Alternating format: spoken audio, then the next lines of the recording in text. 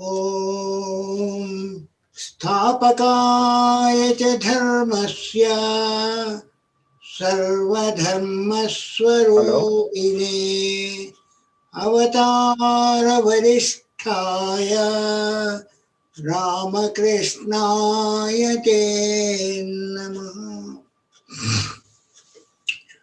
Today we shall take up another life of a direct disciples of Sri Ramakrishna, that is Swami Vijnananandaji Maharaj.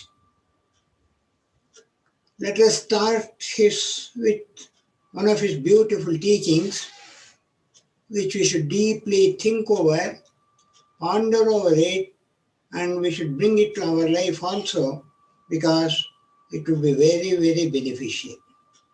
He says, one should not ask anything from God, but remain satisfied with whatever He is pleased to give.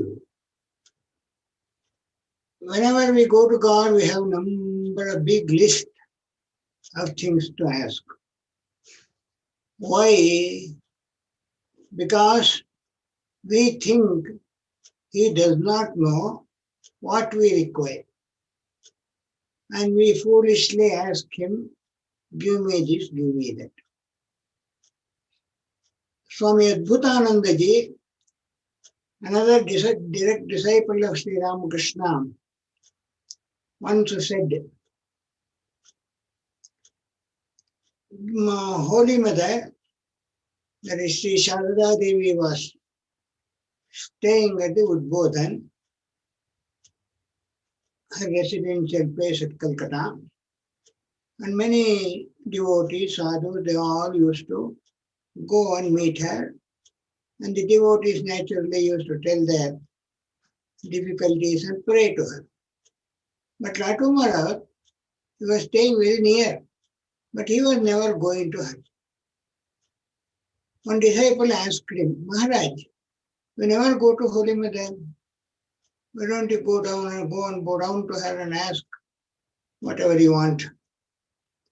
Latu Maharaj laughed and said, Mother knows me, I know Mother. Physical presence is not at all necessary. And what shall I ask her? She knows everything of mine. So there is nothing special to ask her. It is a true thing. Does not God knows on whom we are depending, that what are our requirements? And we foolishly go and ask the God, give me this, give me that. And he gives. But do we remain satisfied with that? Again we go and ask for something more. This is unending. Instead, you pray to God, God, you know me.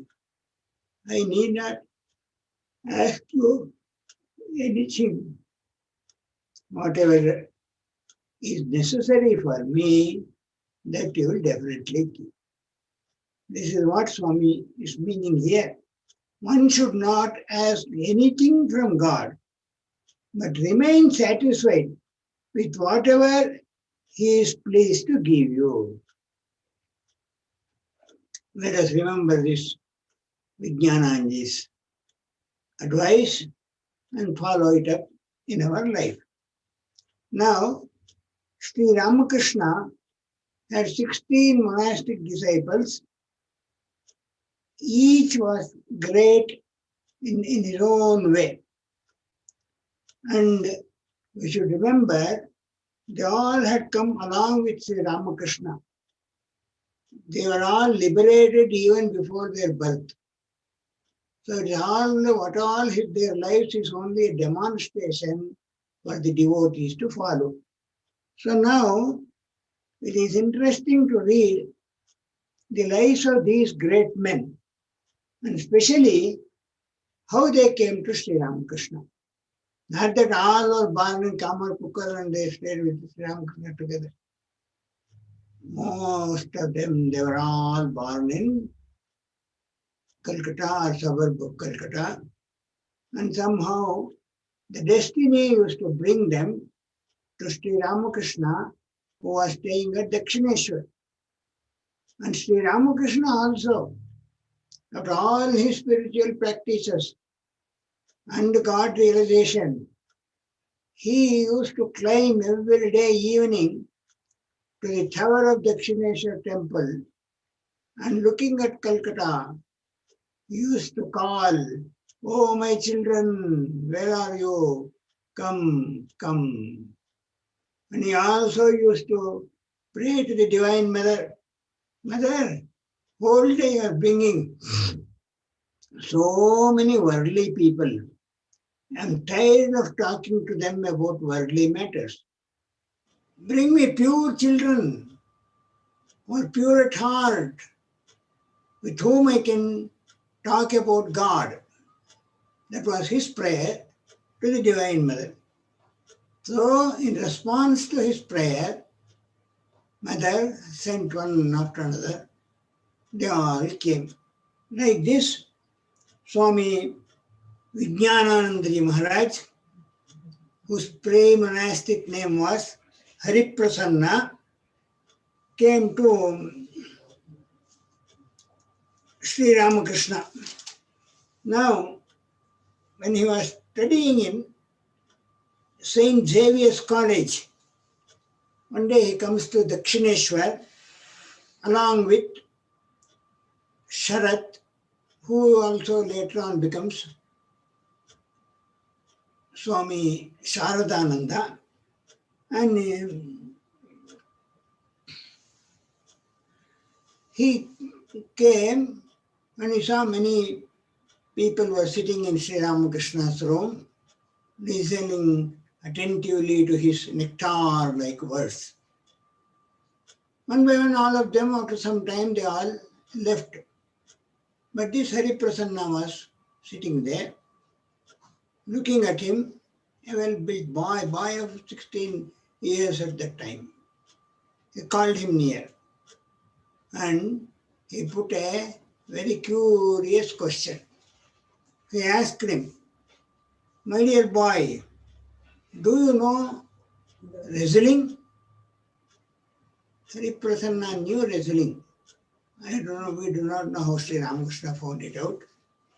However, Hariprasanna said, "Yes, sir, I know wrestling. Can you wrestle with me?" Boy of 16 years, Sri Ramakrishna was a grown-up man, but Sri Ramakrishna was very lean and thin. Arey, how can I wrestle with him? He will be defeated in no time. Still, because Sri Ramakrishna invited him, he went to wrestle with him. What a peculiar way of introduction, you see. In no time, Hariprasanna held Sri Ramakrishna in his hands and pushed him towards the wall. Sri Ramakrishna was defeated. But later on, Swami Hariprasanna narrates that physically I won, that's all. But really, it is Sri Ramakrishna who won. Why? He says, the moment I touched the body of Sri Ramakrishna, an electric current, it was full of bliss and joy, flowed in my body, as if Sri Ramakrishna is transferring his spiritual power to him. So Vijnananandaji was very, very happy by that experience, which he had never expected. Anyhow, he spent a long time with Sri Ramakrishna and returned home. When he returned home, he was very late. Naturally, his mother asked him, "Where did you go? Why are you so late?" You should remember Dakshineshwar is quite a distance from Calcutta. So Vijnanandaji, at that time Hariprasanna, he narrated, "Mother, I went to a wonderful man, Dakshineshwar. The moment she heard the name of Dakshineshwar, she said, 'Oh, you went to that old man who is crazy and he has already spoiled the brain of more than 300 young men. Don't go there. You will also be, your brain also will be washed out. You will also become mad.' He's a madman." See, look at the beauty. A God incarnate, leading a very pure life at Dakshineshwar, and him people used to call a madman. Now, first, Sri Ramakrishna also later on tells his devotees, "Yes, people say I am mad. Yes, I am all mad, and the people also are mad. But the difference is, I am mad of God, but the people are mad of world. They run after the world, I run after the God. So naturally, Both are mad. Anyhow, after some time, Hari Prasanna once again goes to Sri Ramakrishna, and it was already late when he went, evening. So asked Sri Ramakrishna whether he can stay at night there. Sri Ramakrishna becomes very happy. Yes, why not? In my room you can stay. And he gave Sri Ramakrishna, puts a mat on the floor, gives a pillow, and he says you have to sleep on that. And himself ties a mosquito curtain for him. And what about the night food? By the time night food for Sri Ramakrishna comes, but what was it? A 3 or 4 luchi and a little payasam. Very, very small quantity of food. That was Sri Ramakrishna's food. He could not eat much. And he thought what this boy will eat. Immediately sent somebody to Nahabat and told to send 1 plate of food for this boy. Mother sent 3 or 4 chapatis to him. Young boy of 16 years, even that was not sufficient to him. Even then, all right, this is enough for tonight. He thought like that, and after talking for some time with Sri Ramakrishna, he lay down on the mat. Suddenly, in the middle of the night, he woke up and he saw towards the cot of Sri Ramakrishna. He was not there. He was walking around the room inside, uttering the mother's name, clapping his hands. He was taking the mother's name. Sometimes he used to go to the veranda of his room and walk there. Like that, for hours together, he was thinking of the Divine Mother. Hari Prasanna was surprised how intoxicated. However, like this, 1 or 2 meetings took place with Sri Ramakrishna, and once what happened, he did not go probably because of study, or because at his home they were objecting his going to the Dakshineshwar. He didn't go. But Sri Ramakrishna remembered him. He said, why this Hari Prasanna is not coming? He sent somebody to find out and to tell him that I want to meet him. Hearing that, Hari Prasanna became very happy. Oh, I am such an insignificant student, but the master remembers me among so many disciples, so many devotees. And he has found out where I stay, and he has sent somebody to call me. One side he was overjoyed, and on another side he decided he should go and meet. Then he came. Then when he arrived, the master asked why he had not seen absent for so long. Then Hari Prasanna truthfully replied, Sir, I didn't like coming. I didn't feel like coming. Moreover, whenever I try to meditate, I find I cannot meditate. Hearing that, Sri Ramakrishna, suddenly he said, What do you mean you cannot meditate? Exclaimed the master.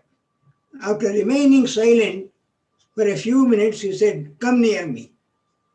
Hari Prasanna, he comes near Sri Ramakrishna, and Sri Ramakrishna touches him. Hari Prasanna explains later what happened. He said, as I approached the master, he asked me to stick out my tongue. Bring out your tongue, he said. And then when I did, he drew a figure on it with his finger. My whole body began to tremble, and I felt an unspeakable bliss within. Then the master said, Go to the Panchavati and meditate there. Following his instruction, I slowly moved toward the Panchavati. I walked with difficulty because intoxicated with joy from the Master's touch. Somehow I reached there and sat for meditation. Then I lost all outward consciousness. When I regained my ordinary state of mind, I saw the Master seated by me. He was rubbing my body with his hands. His face shone with a heavenly smile. I was still in an intoxicated mood. He asked me, "Well, how was your meditation today?" "Sir, it was really very good," I replied. Then the Master said, "From now on, you will always have deep meditation." He further asked, "Did you have a vision?" I reported my experience to the Master faithfully as I could. Then I followed him to his room. I was alone with him. That day he talked to me for a long time and gave me many spiritual instructions. I was overwhelmed by the Master's love and compassion for me. I had not realized before that he had so much feeling for me. Sri Ramakrishna's grace was boundless. On that day, Master gave me instructions. He said, see the excellent teaching he tells to him. Never get involved with women. First instructions. Always be careful. Let there be no stain on your character. Never look at a woman, even if she is made out of gold. Do you know why I am saying all this to you? You belong to the Divine Mother. One will have to do a lot of work for her. A picked fruit cannot be offered to the mother. So I tell you, be careful. Sri Ramakrishna always insisted on one thing, and that is the purity of the mind, purity of the heart. If one is pure, then the divine grace automatically falls on him, because this boy was pure, guiltless, and Sri Ramakrishna's love fell on him, and Sri Ramakrishna caught him. Then Hariprasanna later recalled various episodes pertaining to his association with Sri Ramakrishna. So,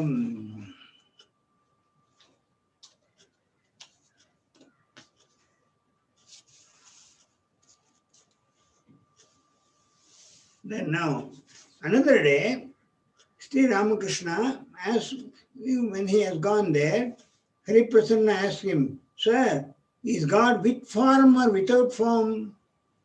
The master replied, "God is with form as well as without form.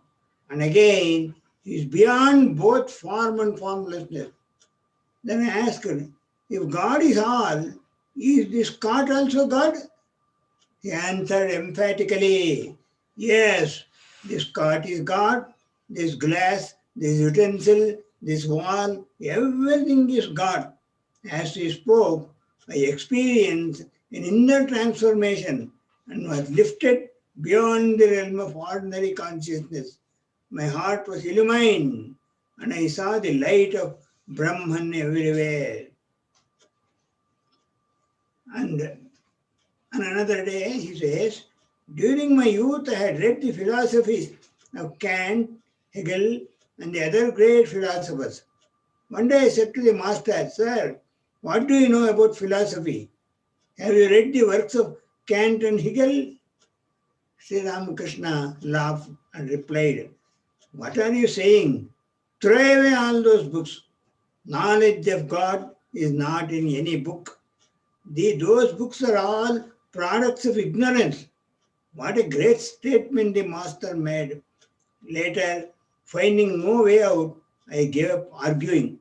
In the beginning, we need faith for God realization."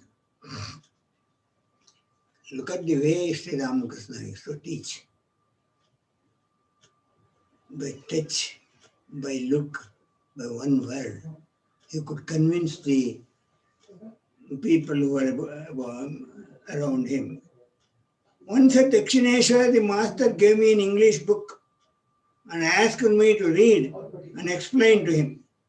It was stated in the book, beautiful, this is the excellent teachings which we should remember always.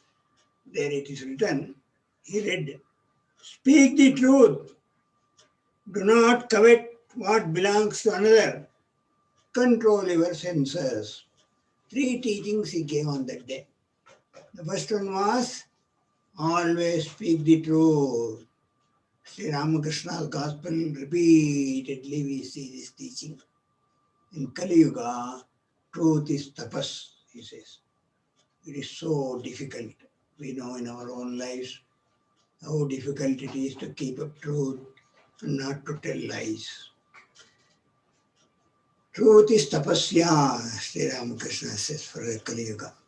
So, if we really want to have devotion at the feet of Sri Ramakrishna, we should try our utmost, at least, not to tell lie unnecessarily.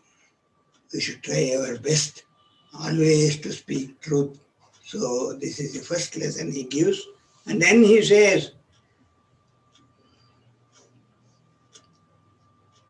do not covet what belongs to another. This is an Upanishadic statement. The first Upanishad, Ishavasya, it says, Magradaha, in the very first shloka. The last line of the first shloka is, Magradaha kasya siddhanam. Do not covet anybody's will, other people's will. That means, don't cheat others in your life.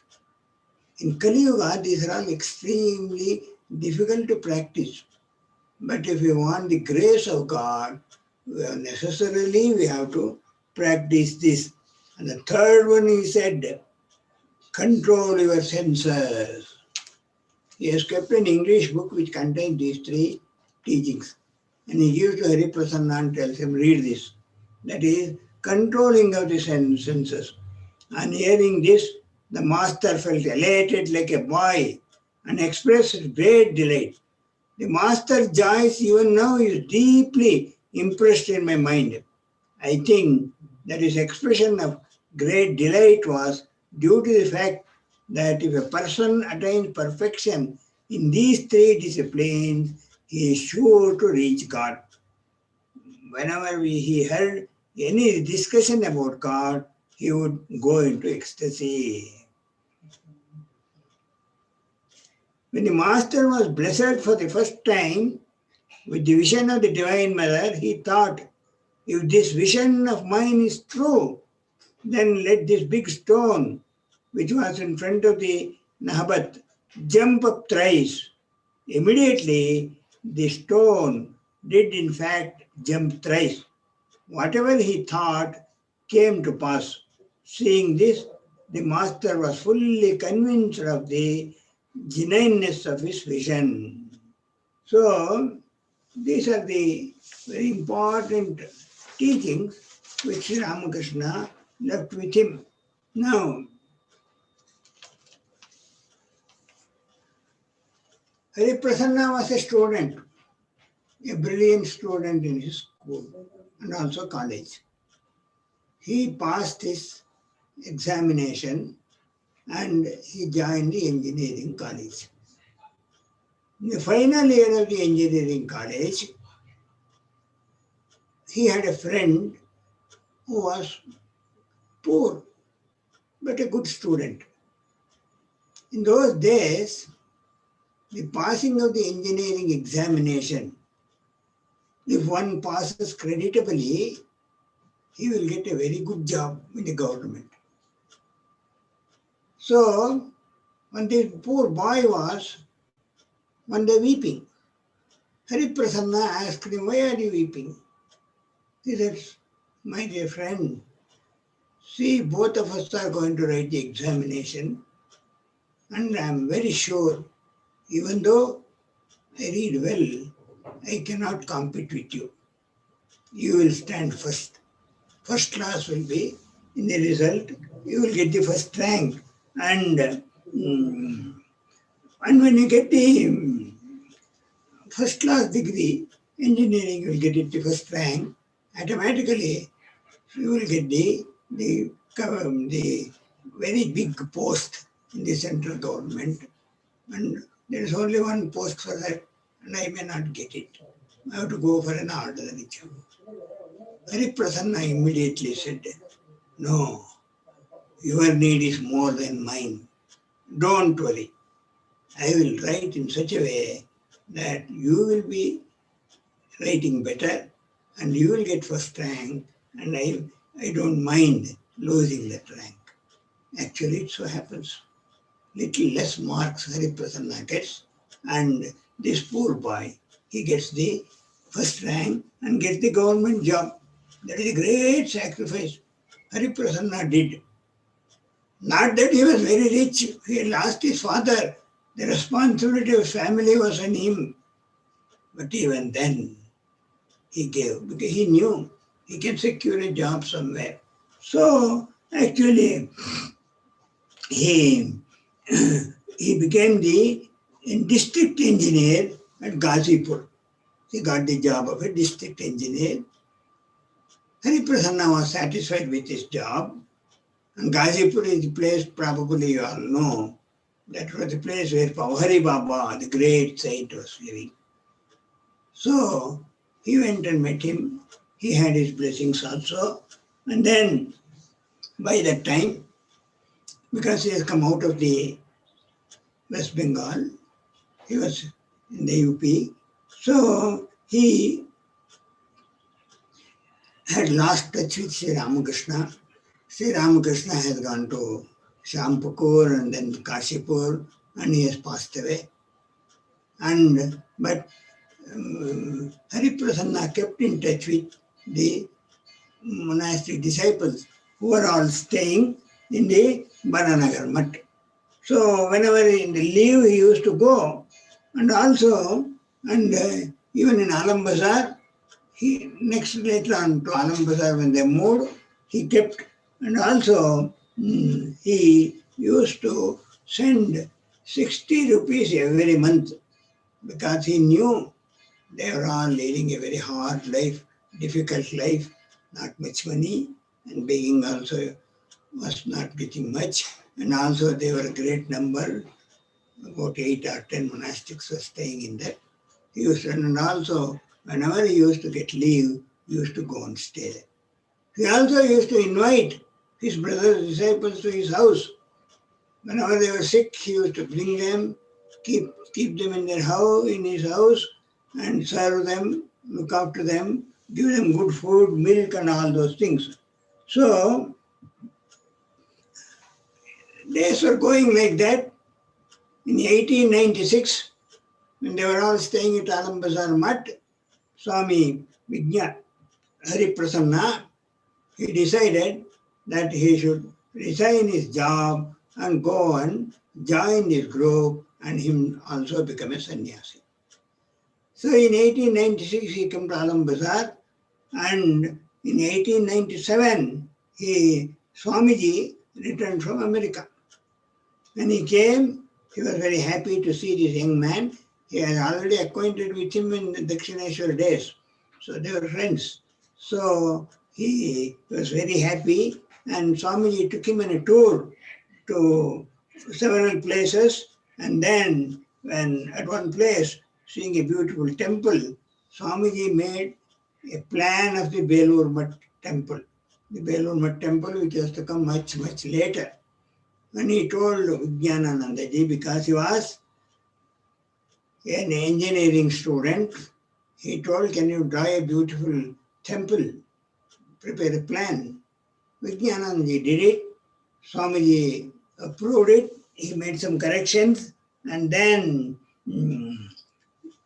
Swamiji makes a remark. He tells him, "This temple will certainly come, but I may not live to see it. I will see it from above," he says. "I will not be living till the consecration of the temple, construction and all those things, but I will be seeing this temple standing at the sky. And it has happened. And the temple was ultimately built. It was consecrated. Swami Vijnanandaji himself consecrated it. And then he placed the photos of Sri Ramakrishna, Swamiji, Mother, and all in the temple. And then he was looking at the sky. Later on, he remarks to his disciple, "Oh, do you know, when the consecration was going on, I saw in the sky Sri Ramakrishna, Holy Mother, Swamiji, and other direct disciples who passed away, and also many devotees. They were all joyfully looking at this temple," he said. So Swamiji had kept up his word that he will see the temple from the above. So anyhow, now they came back to Alambazar Mat.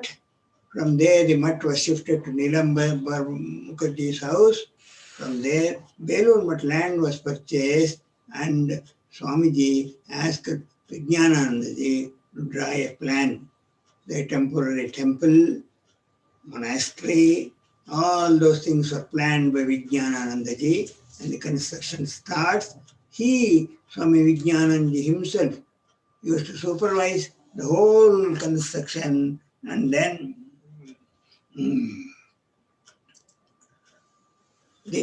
the monastery comes. So along with Swamiji, he stays there, and Swamiji passes away in 1902. But Vijnanandaji continues to live. The further Swami Vijnanandaji's life is more interesting. Even we shall continue it in our next class and conclude his life in the next class. Thank you very much. Om Shanti Shanti Shanti Hari Om Tat Sat Sri Ramakrishna Arpanamastu. Thank you, Swamiji.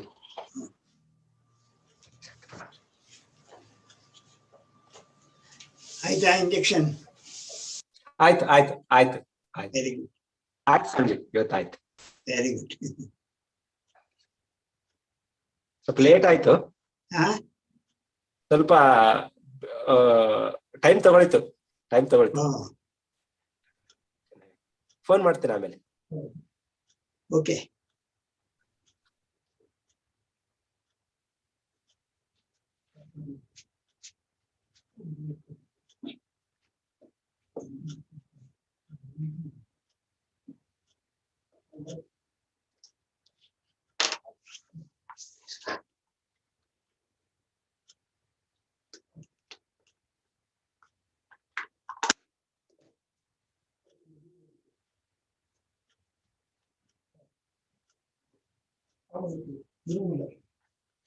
ಸರಿ,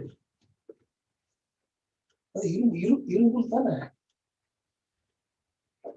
அது கலப்பு. அது சப்பல் ஸ்டாண்டுன்னு சொல்லுவாங்க. ஆமா வாங்கிக்கோ.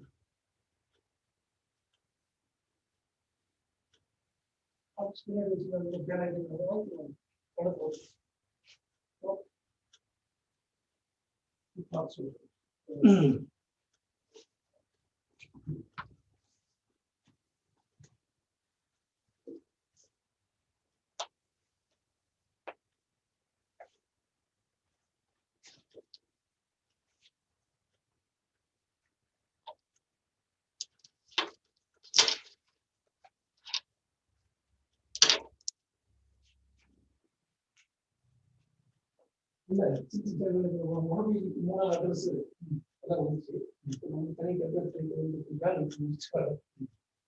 But நீங்க சொல்ல என்ன